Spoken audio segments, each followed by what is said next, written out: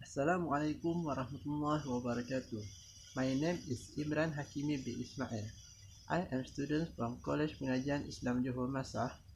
Today, I will share storytelling of Abraha and the army of elephant. Abraha was the king of Yemen and Ethiopia.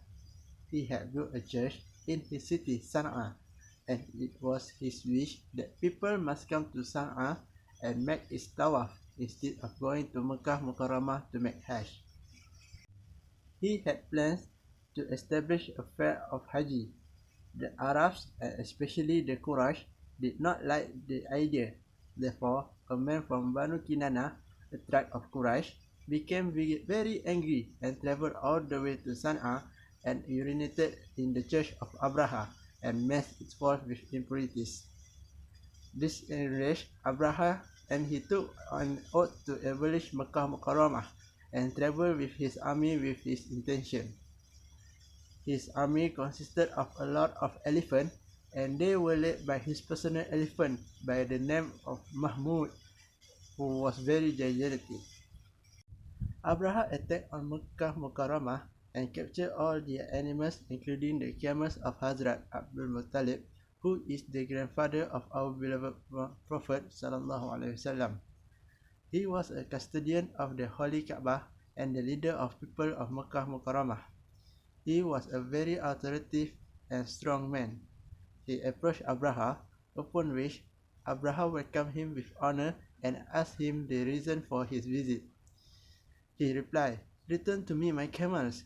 He said, "I am surprised that I have come here to restore the Kaaba, which is very holy to you and your ancestors, yet you do not discuss anything about that, and instead you are asking for me for your camels."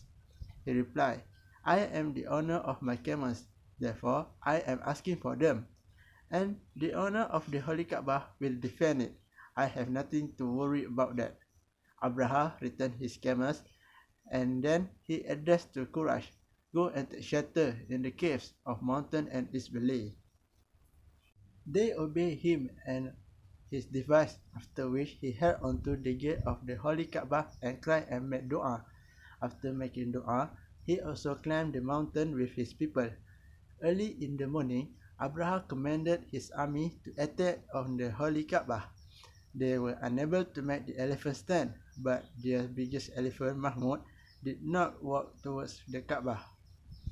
He would walk in any other direction, but when they turned his face toward the Kaaba, he would sit and would not get up. Allah Almighty sent a flock of birds from the ocean, and they all came with the gravels, two in their claws and one in their beak. The flock of Ababil begins to throw the stones on Abraha's army so fiercely that his army was forced to step back and run away. The stones were small, but they were the stones of Allah's tournament.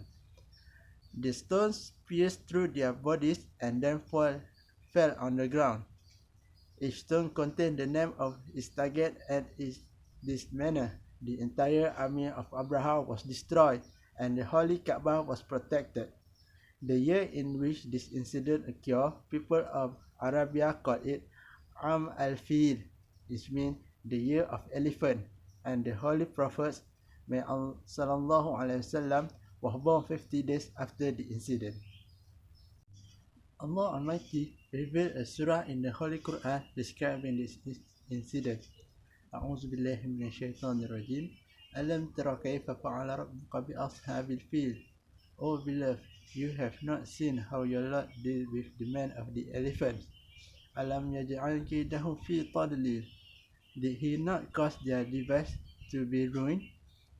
Wa arsala alayhim tayran ababil. And he sent against them flocks of birds. Tarmihim bihijaratin min sijil, striking them against stones of baked clay. Faja'alahum ka'asfin ma'kul, and thus made them like broken straw eaten up. Sadaqallahu Azim. Surah Al-Fil, verse 1 to 5. The lesson is, we need to keep our hearts pure. Abraha had a bad heart and planned to do great destruction to others. The action that started from the nature of envy, because the Kaaba became the focus of people performing Haji, caused Abraha to be punished by Allah. We must always be on the side of the truth. This is on the fact that pleased by Allah. That's all. Thank you.